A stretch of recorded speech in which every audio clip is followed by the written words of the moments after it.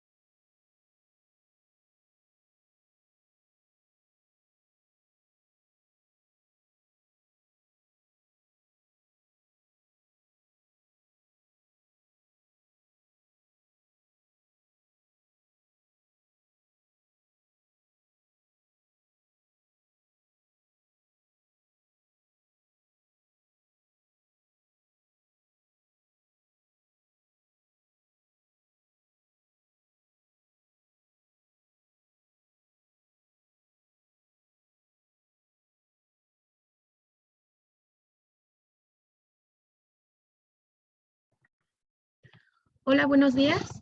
El día de hoy vamos a estar dando el seminario de régimen de incorporación fiscal. Mi compañera Fernanda Sánchez y una servidora, Adriana Rodríguez. ¿Me podrían decir si escuchan bien, por favor?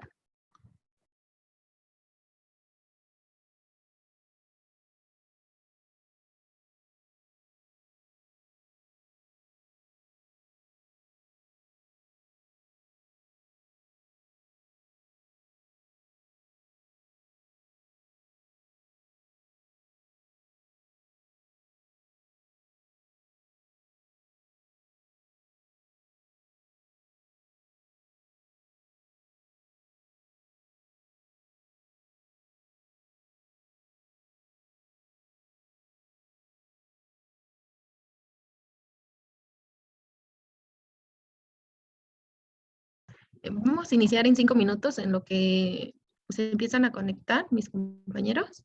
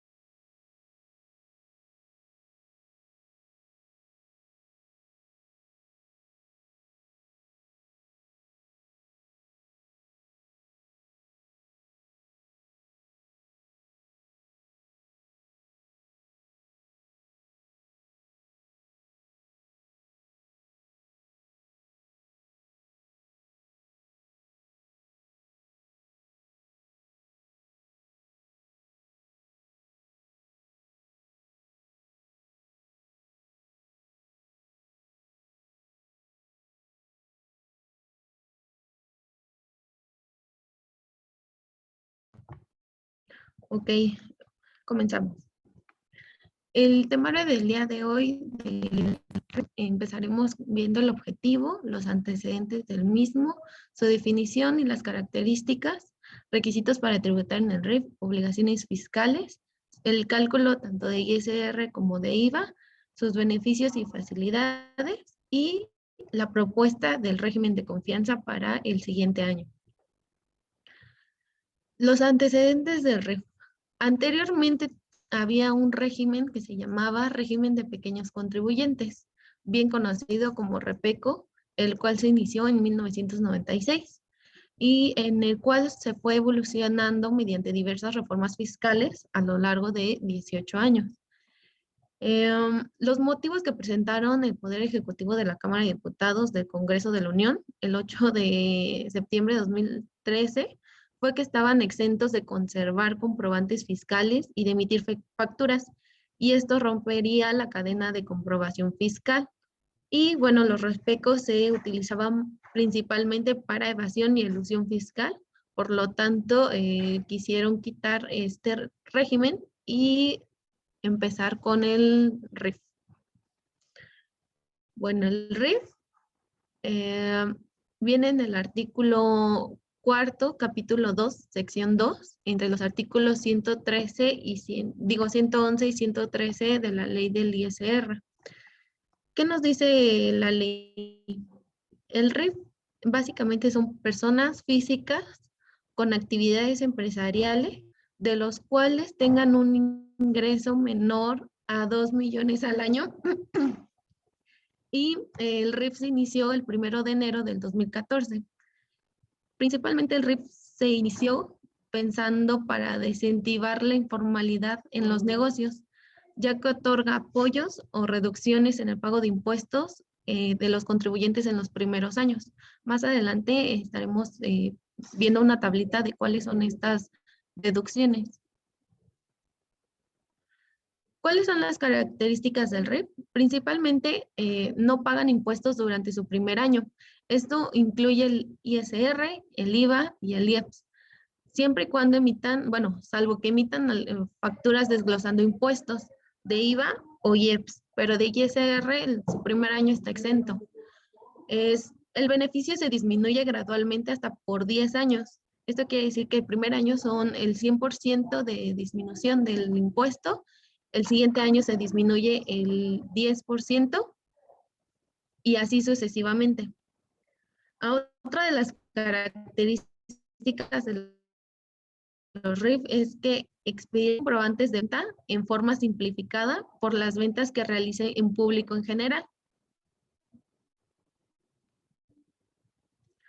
Ahora, las retenciones realizadas a sus trabajadores sí deben ser pagadas a la autoridad. Esta sí no hay excepción alguna. Eh,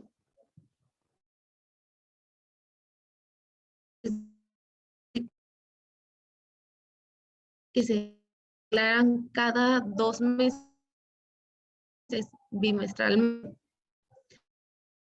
Y el primer año solo se presenta si se tiene y es sin pago. Y no tiene la obligación de presentar.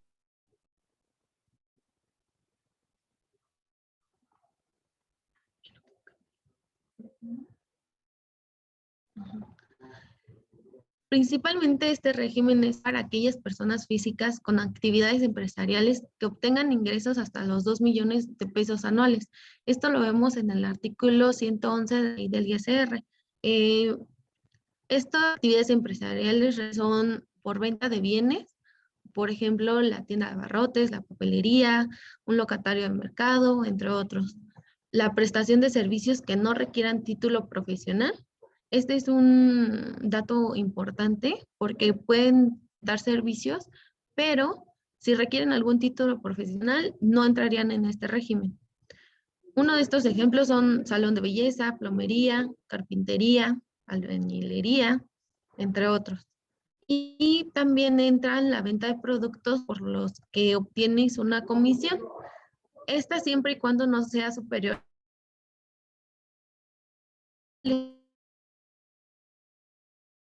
tiempo aire, productos de belleza, entre otros.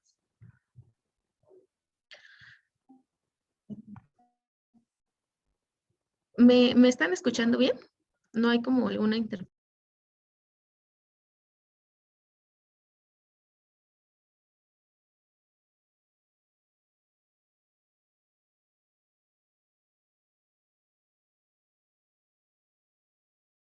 ¿Una duda?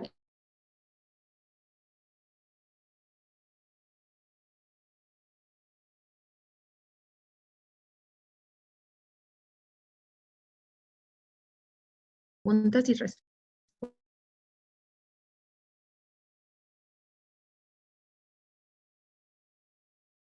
Y principalmente los socios, frente de persona moral o cuando sean partes relacionadas, en algún término de la ley del IEP, cuando existe un tributado, el artículo 111 en su quinto párrafo es el que nos habla de quiénes no pueden tributar este régimen. También nos dice que los contribuyentes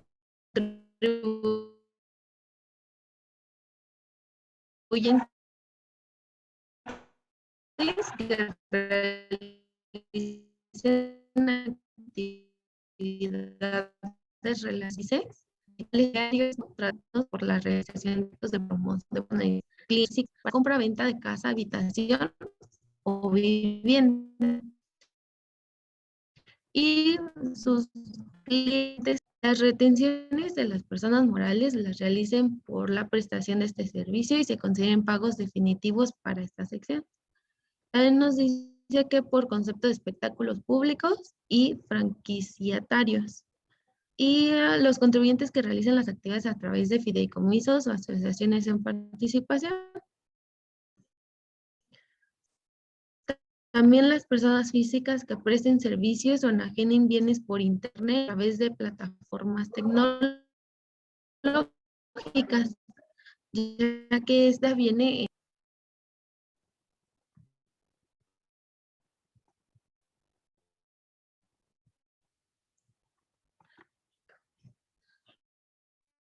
Son las obligaciones de este régimen, la cual nos dice que primero es dar su inscripción en el Registro Federal de Contribuyentes. Luego, conservar comprobantes que reúnan aquellos requisitos fiscales únicamente cuando no se hayan emitido un comprobante fiscal por la operación. Registrar los medios, artículo 28 del Código Fiscal de la Federación, los ingresos o egresos, inversiones y deducciones del ejercicio correspondiente.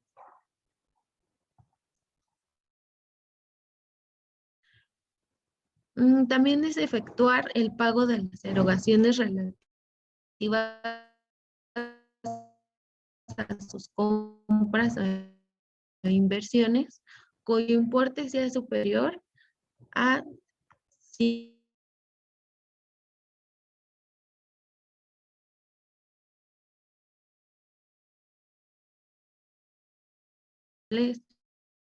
la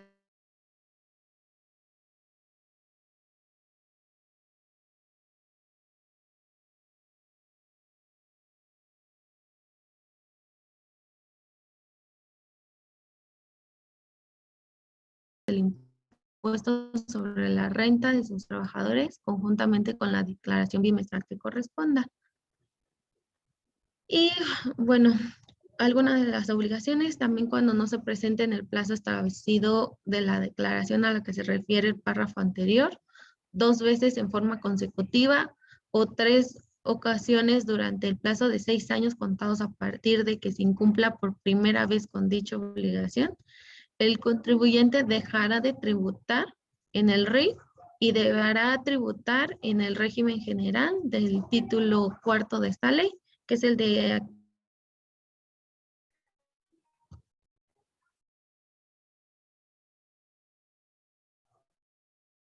Y bueno, también los contribuyentes que tributen en el RIF deberán precisando la aplicación electrónica a mis cuentas a través del portal del SAT. Cuando los ingresos propios de la actividad empresarial obtenidos por el contribuyente en el periodo transcurrido desde el inicio del ejercicio y hasta el mes en el que se trate, y estos excedan los 2 millones, el contribuyente dejará de tributar conforme a esta sección y en ningún caso se podrá volver a tributar en este régimen.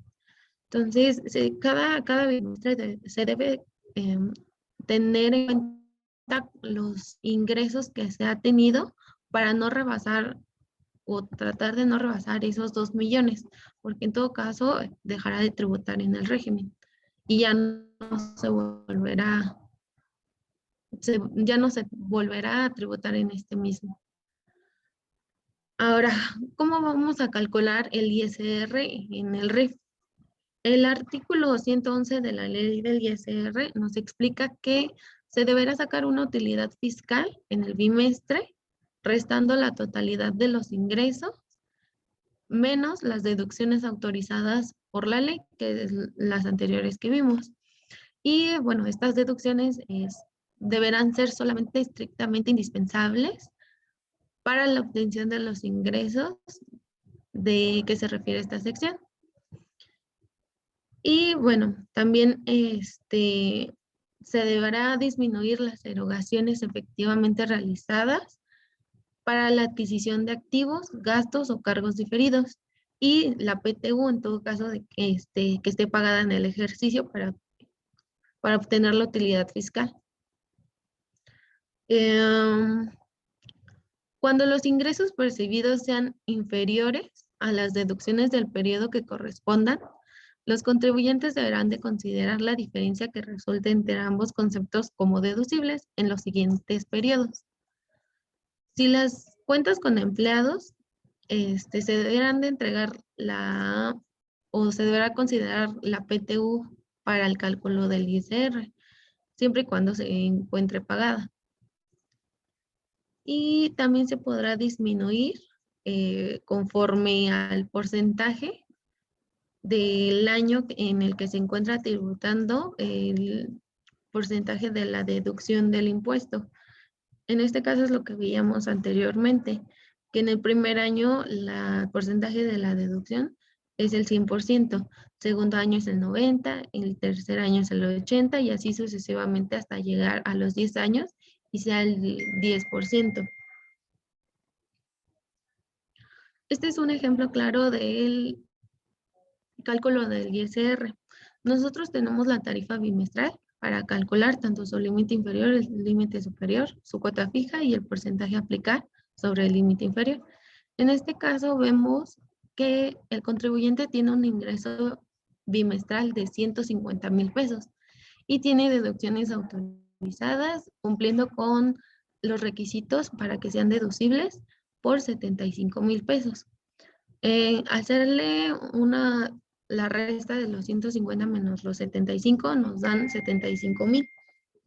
Tenemos una pérdida fiscal del año pasado de 10,000, como podemos ver es su tercer año. Y entonces la base del impuesto serían 65,000. Esta base del impuesto la vemos ahora en nuestra tarifa bimestral. Está entre 65,473 y los 100,540. Entonces, el límite inferior serían 41,540. El excedente sobre el límite inferior nos quedaría por 23,459. El porcentaje que nos da en esta línea es del 23,52%.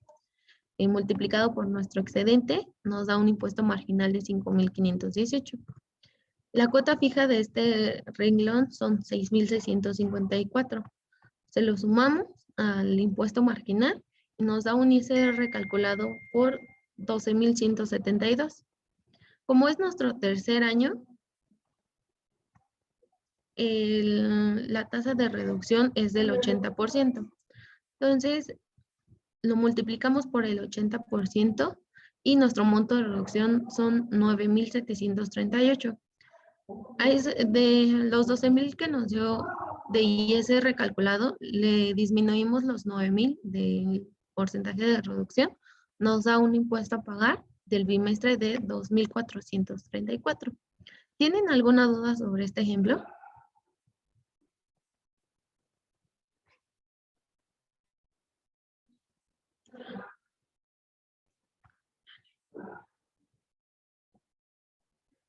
Ok,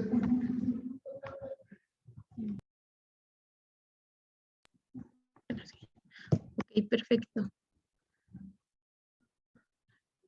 Y bueno, otra de las opciones que se tiene en el ISR es calcularlo de la forma anterior que vimos o calcular el ISR por coeficiente de utilidad.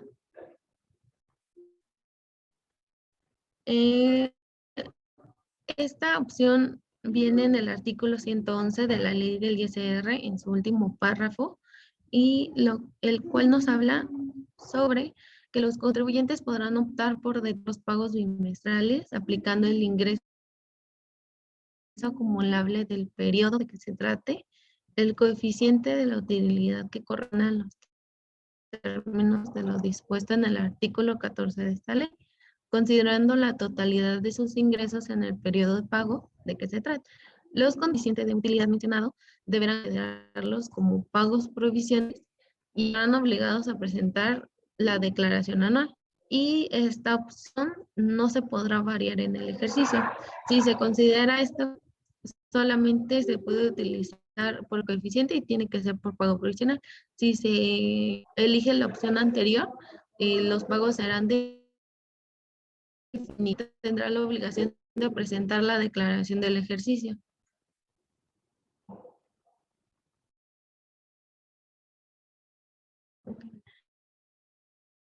Y para este ejemplo, un aviso a más tardar, y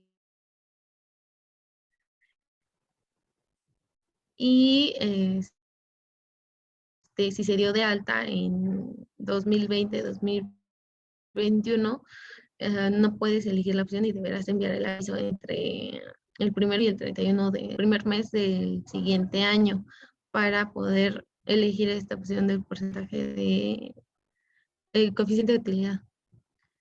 Y bueno, el coeficiente de utilidad se debe dividir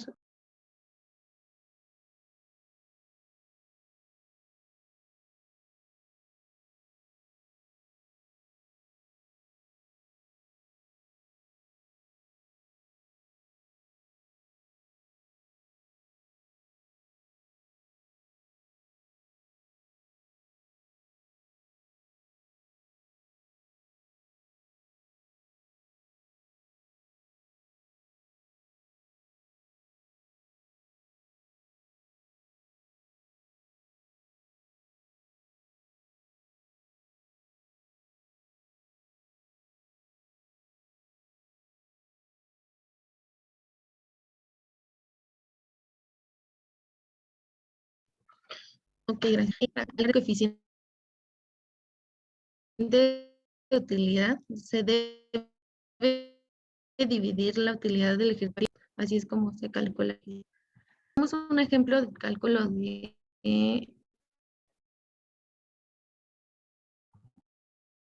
por coeficiente de utilidad, el cual sacamos el coeficiente de utilidad. Supongamos que estamos en el año 2017 y en nuestro año 2016 se obtuvo una utilidad de 10,000 pesos y sus ingresos fueron de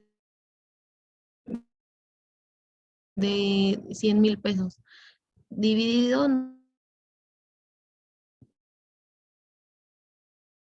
ingresos del bimestre por 50,000, se multiplica el coeficiente de utilidad del 15% y tenemos una, eso nos al límite inferior, que es de 992 pesos, nos da un excedente sobre el límite inferior por 4,000 pesos. El porcentaje del excedente es de 6,40, nos da un impuesto marginal de 257 y su cuota fija del renglón es de 19 pesos. Se le suma al impuesto marginal y nos da un ISR calculado de 276. En este caso es su primer bimestre y no se tiene del año, por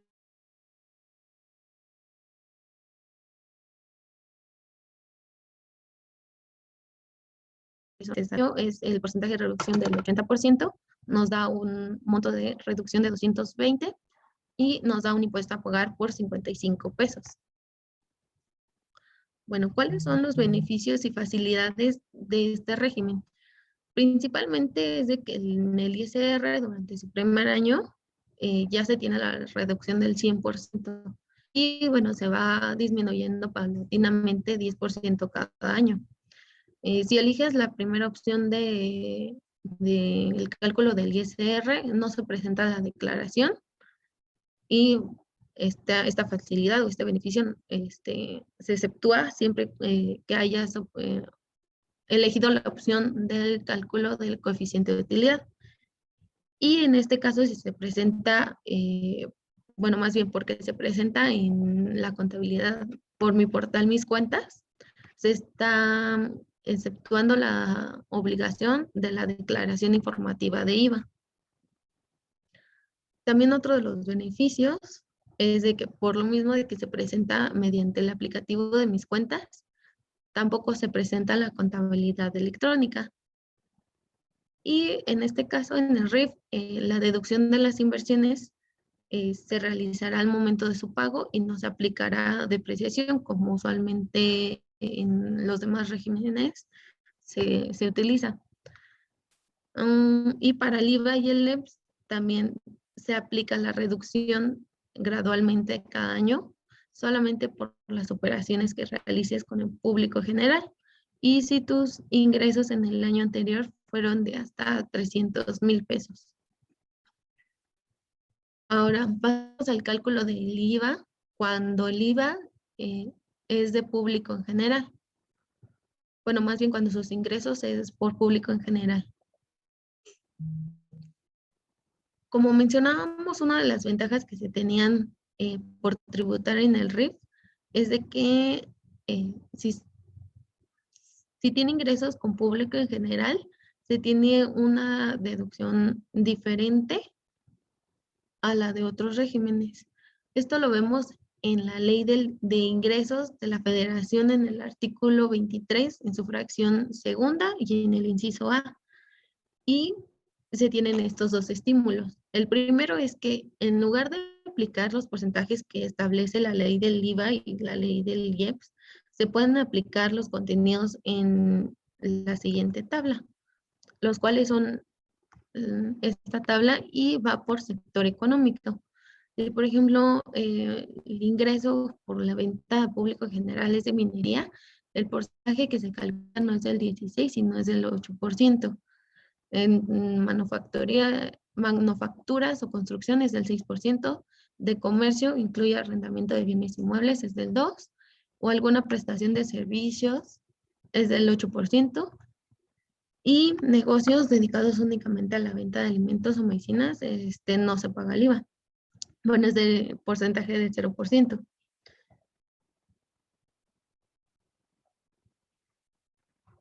Y esta es la tabla para el IEPS. Alimentos no básicos de alta densidad calórica es del 1%, bebidas alcohólicas no incluye cerveza, y cuando el contribuyente sea comercializador es del 10%. Para el IEPS, la cerveza cuando el contribuyente sea fabricante es del 10%, y así sucesivamente se debe de verificar qué ingreso es el que se obtuvo por esa venta en general, y se debe verificar en cuál de estos sectores se tiene para poder obtener el porcentaje que se va a aplicar. Ahora, para el cálculo de IVA, cuando no se tiene un ingreso público en general, es el siguiente. Se aplica, pues obviamente, las reglas de cada ley, dependiendo del tipo de acto o actividad que se realice, y los pagos siguen siendo bimestrales y se consideran, estos sí, definitivos. Y lo anterior significa que el pago será el IVA y IEPS cobrados menos el IVA y el IEPS pagados, y la diferencia se deberá enterar en el SAT.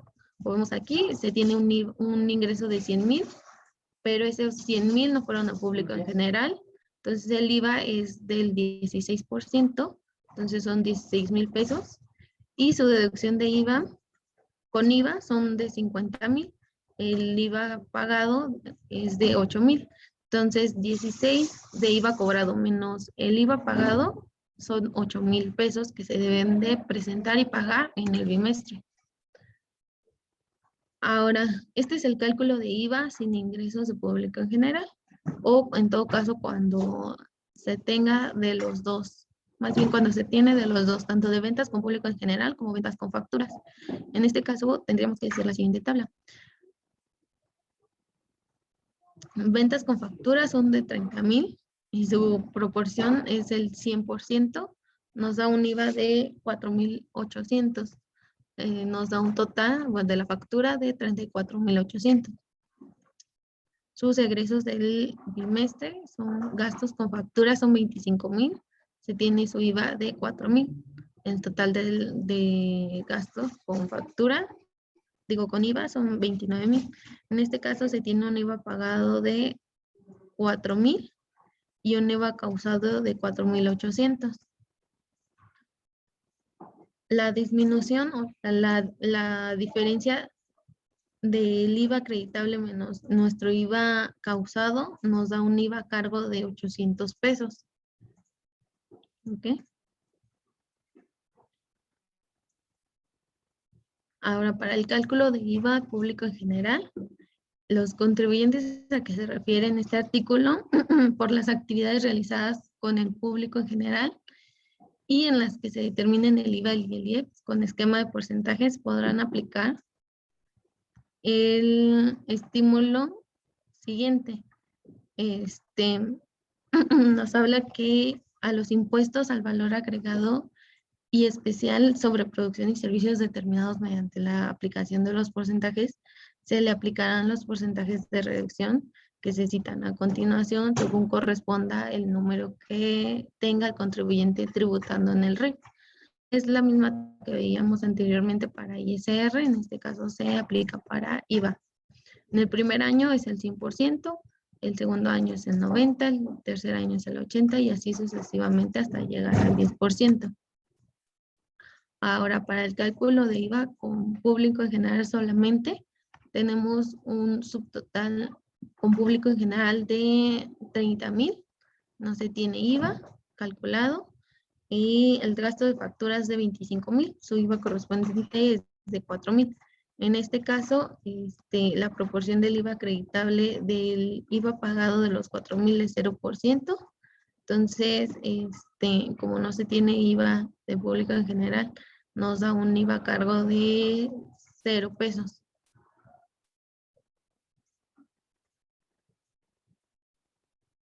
Ahora, en este ejemplo, tendríamos que el ingreso del bimestre de la generación de bienes es de 8,670 y el porcentaje por aplicar según el artículo 23, vigente para el 2021, es del 2%. En este caso, hablamos de un sector de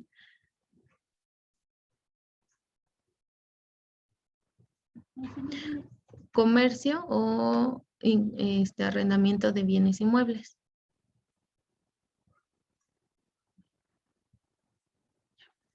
Gracias. Y el porcentaje, multiplicado por el 2% nos da 173 pesos. Y el porcentaje de reducción que corresponde al año que se tributa es del segundo, que es el del 90%. Entonces, tendríamos un impuesto a pagar de 17 pesos. Ahora, cuando se tiene un ingreso mixto, quiere decir que se tenga público en general e ingresos que tienen al 16%. En este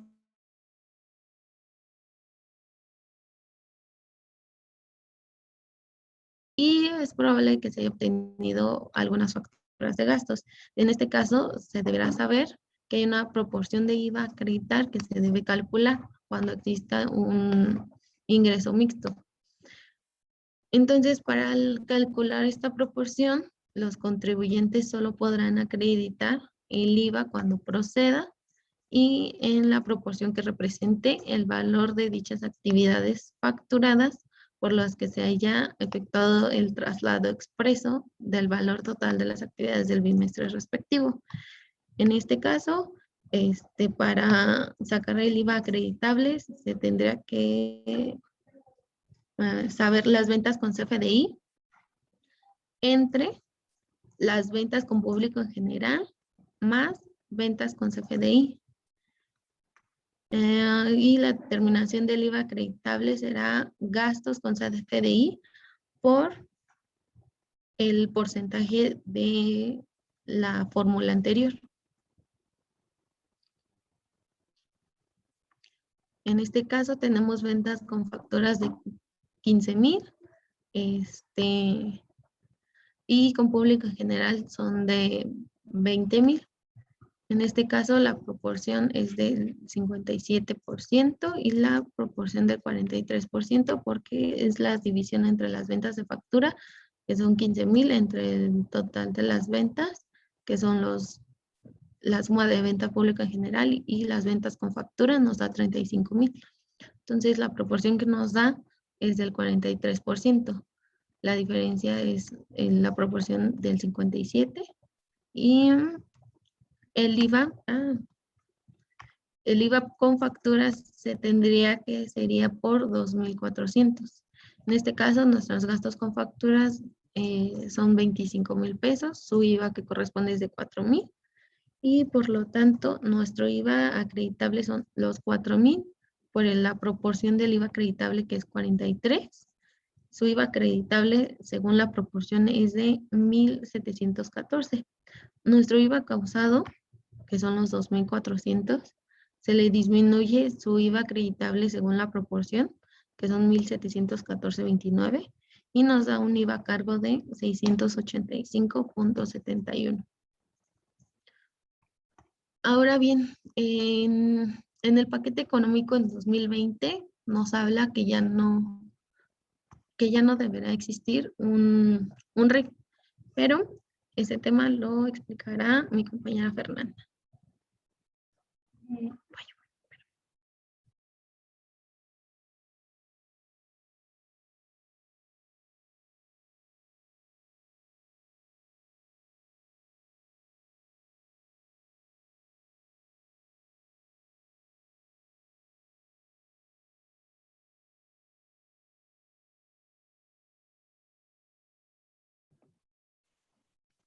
Hola, buenos días. ¿Me pueden confirmar si me escuchan?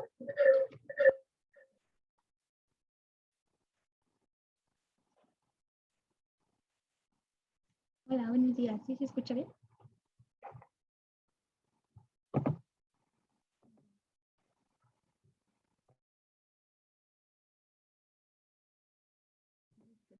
Bueno, vamos a comenzar y si no, en la parte del chat, si no se escucha, me pueden decir, por favor.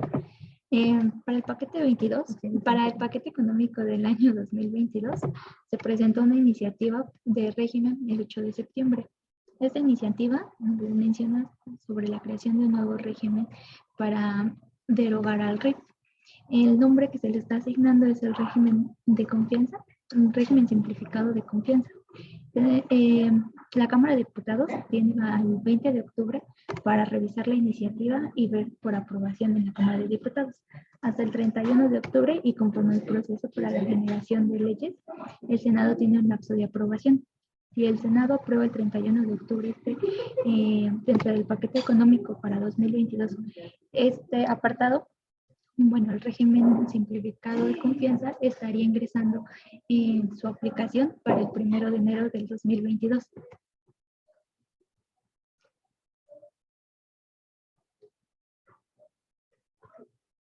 Bueno, la propuesta y por la cual se estima se pueda generar el régimen régimen simplificado de confianza va por iniciativa en la Ley de Ingresos de la Federación por el año 2021 y 2022, generando sus proyecciones tanto relativas como comparativas. Se estima que para el RIF tenga un incremento del 8%, mientras que para el impuesto sobre el valor agregado, un 24%. Y la propuesta del gobierno federal durante 2020 y durante 2021 se contemplaba que un ISR fuera pues de menor ingreso, pero seguro para la base de contribuyentes y así generar confianza de estos para tributar. Para 2022 Se estima que no se tengan beneficios ni estímulos o exenciones para régimen simplificado de confianza y en general pueda ser aplicable para todos los regímenes actuales.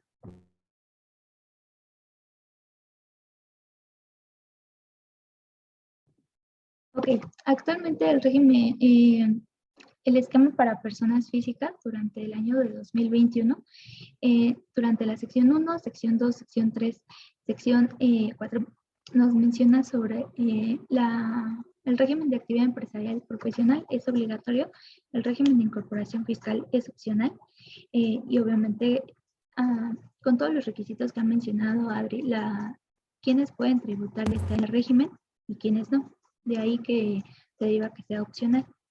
Por la sección 3 tenemos a las plataformas tecnológicas siendo de carácter obligatorio. Veíamos en el curso de plataformas tecnológicas que puede haber un híbrido entre ellas y el régimen de incorporación fiscal siempre que no tuvieran la misma actividad. Es decir, que por régimen se dedicara, no sé, como una barbería y en plataformas tecnológicas tuviera ingresos por un Uber, por entregas a domicilio. Entonces podría tener este híbrido. Mientras que para 2022, los regímenes aplicables para personas físicas sigue siendo obligatorio la actividad empresarial y servicios profesionales. Régimen de incorporación fiscal tiene por derogarse. El régimen de plataformas tecnológicas no sufre cambios, sigue siendo obligatorio y se incorporaría al régimen simplificado de confianza, que igual que el RIF ahorita pasaría a ser opcional y no directamente obligatorio. Ahora, durante las diferencias contra el régimen de incorporación fiscal y el régimen simplificado de confianza, abreviado será RECICO, se tiende como iniciativa a derogar el artículo 11, 111, 112 y 113 de la ley del ISR, que es donde nos menciona en su sección tercera. El fundamento del régimen de incorporación fiscal se tiende por adicionar del artículo 113A en adelante, que justamente incluirá todos estos apartados y las reglas de carácter general que nos podrán aplicar para este régimen. Ahora, su principal fundamento del régimen de incorporación fiscal se enfocaba a la formalidad de todos los contribuyentes, invitando a estos mediante el estímulo de el pago diferido en 10 años del impuesto a que pudieran aplicar al régimen, mientras que para el régimen simplificado de confianza su particularidad es aumentar la base tributaria por parte del gobierno y pues busca adherir a alrededor de 10 millones de contribuyentes, independientemente de que estos estén en la informalidad o tengan, como veíamos, una limitante para ingresar al régimen de incorporación fiscal y a la parte de contar con un título profesional.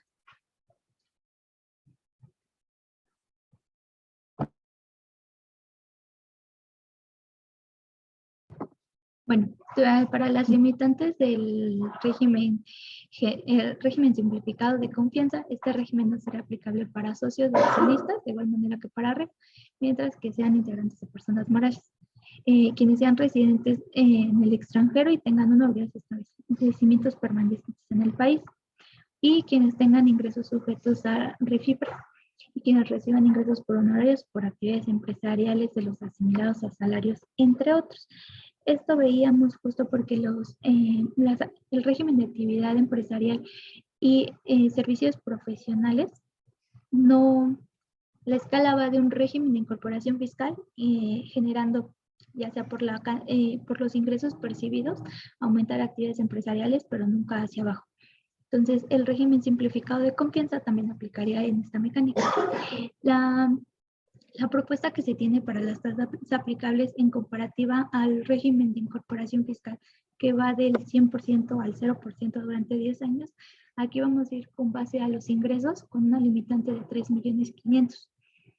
Entonces, los ingresos que se perciban desde 25,000 pesos, la tasa aplicable será del 1%. Los ingresos percibidos por 50,000 del 1.10, así hasta llegar a los 3.500,000 con una tasa aplicable máxima del 2.5%. Bueno, cómo se determinará las aplicables a estos ingresos, nos dirá el régimen simplificado de confianza, al igual que la mecánica que es para personas físicas con actividad empresarial, régimen de incorporación fiscal, nos iremos directamente sobre lo realmente cobrado y no sobre lo que se factura. Otra de las ventajas y de las estrategias fiscales que contempla el régimen simplificado de confianza es la depreciación acelerada de inversiones, que platicábamos en el curso de deducción de inversiones. Para el aspecto fiscal será una deducción. Y bueno, esto será que se pueda aplicar la deducción en un solo ejercicio. Anteriormente, para actividad empresarial y servicios profesionales, la deducción de inversiones es conforme a las tasas máximas opcionales a aplicar dentro de la ley. Cuando se generó la iniciativa en el mes de mayo, se mencionó que no se iba a necesitar para estas personas necesitarán un contador o un asesor fiscal. En esta parte se generó por el comentario de tener un robot o un algoritmo que determine los montos. Así como cuando empezamos en una página de internet y posterior a eso vemos publicidad respecto a lo que habíamos buscado anteriormente, el SAT trata de copiar este mecanismo.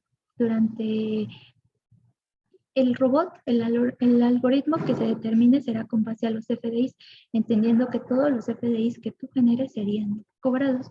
De ahí que va mucho la discusión en que no todo, hay un periodo y hay una parte que se llama cuentas por cobrar, ya sea crédito, contado, dentro del mes, dentro del ejercicio. Entonces, muy difícilmente se tendría que, la plataforma cuenta con los mecanismos para que un robot pueda determinar los impuestos. Se tiene en pleno y aún no está al 100% definido cuál es un mecanismo que va a utilizar este algoritmo, pero de ahí el comentario que muchas tenían la idea de que ya no se iba a necesitar un contador.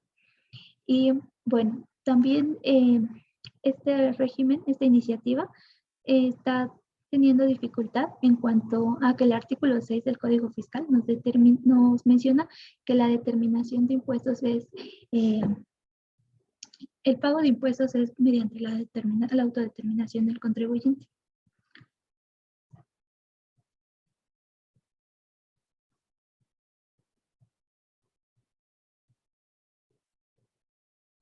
Aún se tiene por definir cuáles van a ser las reglas de carácter general para optar por el régimen simplificado de confianza. Mediante que el RIF eran hasta 2 millones para percibir ingresos, para régimen de incorporación fiscal se tiene un máximo de 3.500.000. Ahora, dentro de las preguntas frecuentes o que se han mantenido, ha sido cuáles van a ser el ejercicio por el cual se va a tener la comparativa para yo definir si voy a poder seguir siendo de RIF, seguir pasando a reciclo, o cuáles van a poder definir si soy sueldos y salarios que yo me quiera incorporar a un régimen. Las reglas de carácter general nos menciona que los ingresos percibidos durante el ejercicio 2019 serán la limitante para determinar si, bueno, podemos seguir tributando en el reciclo. Los contribuyentes que inscribieron durante el ejercicio 2019, 2020 y 2021, pues tendrían que mantener todavía, si todavía en este año se inscriben en el RIF, van a seguir manteniendo su periodo de 10 años. Una vez terminado este periodo, no nos podemos incorporar al reciclo, tendremos que pasar a un régimen de actividad empresarial o servicios profesionales, dependiendo obviamente de la actividad. También tenemos el de plataformas tecnológicas.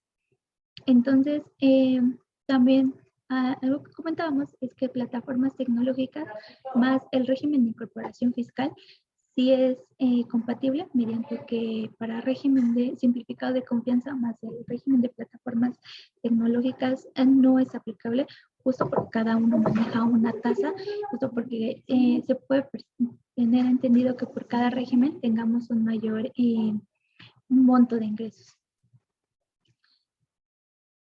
Voy a proyectar un ejercicio respecto a la comparativa de las tasas aplicables para este régimen.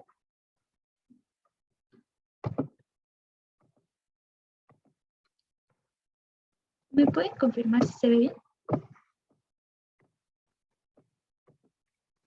Okay.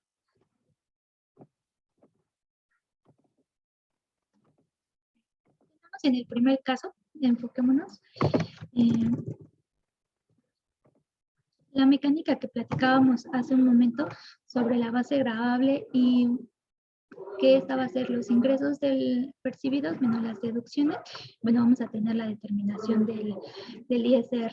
Estoy poniendo un ejemplo sobre los montos máximos que nos está permitiendo el régimen simplificado de confianza, hasta 3.500.000. Para el régimen de actividad empresarial, la mecánica es la disminución de las deducciones estrictamente indispensables y que cumplan con los requisitos fiscales. Entonces, la base gravable para el impuesto tendríamos en la fila 9 por cada mes, y nuestro ISR determinable por cada mes sería en la fila 10. Ahora nosotros vamos a dividir lo que será el ISR realmente determinable entre la base del impuesto sobre el mes. Tenemos una tasa efectiva del 5.4 llegando hasta 3.10. Lo que menciona el régimen simplificado de confianza es tener una tasa aplicable hasta 3.500.000 de 2.5. Ahí, bueno, hay una diferencia de más del 25% en cuanto a la tasa efectiva realmente pagada.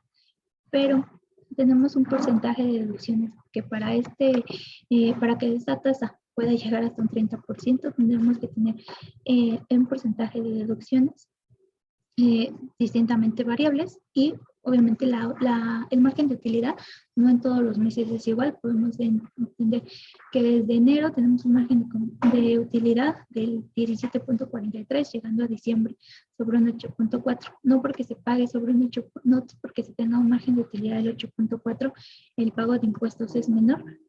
Recordemos que van acumulables los pagos provisionales.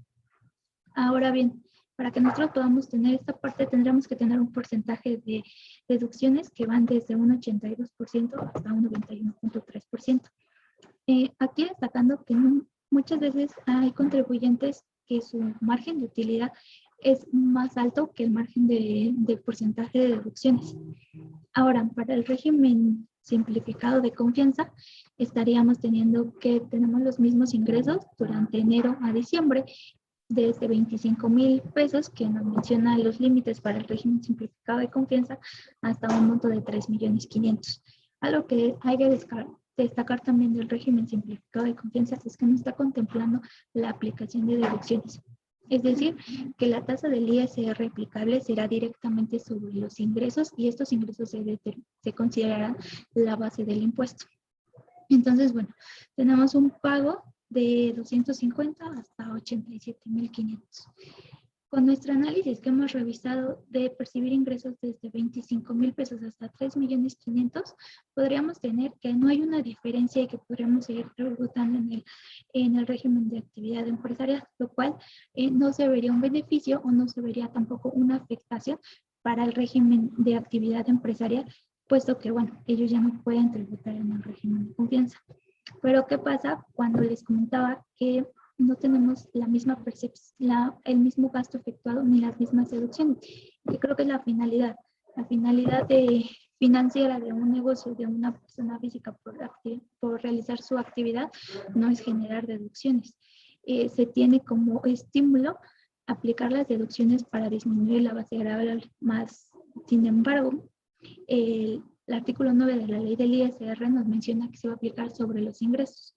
Entonces, bueno, aumentando los márgenes de utilidad en este ejercicio de enero a diciembre de 25,000 hasta los 3.500.000, tenemos que las tasas efectivas no cambian respecto a actividad empresarial. Pero les comentaba, aquí tenemos un porcentaje de deducciones menor que en el primer ejercicio. Entonces, para nuestro análisis, durante los primeros 10 meses nos va a convenir pagar sobre el régimen simplificado de confianza, y se va a tener un ahorro de hasta 146,000 pesos. Es importante que podamos definir la proyección de nuestros ingresos en caso de que existan contribuyentes que aún no están dados de actividad empresarial. Obviamente, como les comentaba, hasta el 30 de octubre tiene la Cámara del Senado para definir si se queda en iniciativa de ley, si hay un periodo de gracia para que puedan cambiar el régimen de incorporación fiscal, o si definitivamente se deroga la propuesta. Aunque bueno, los comentarios, los diferentes opiniones fiscales definen que, bueno, el régimen de simplificado de confianza sí va a llegar para derogar el régimen de incorporación fiscal. No sé si hasta aquí tengan alguna duda.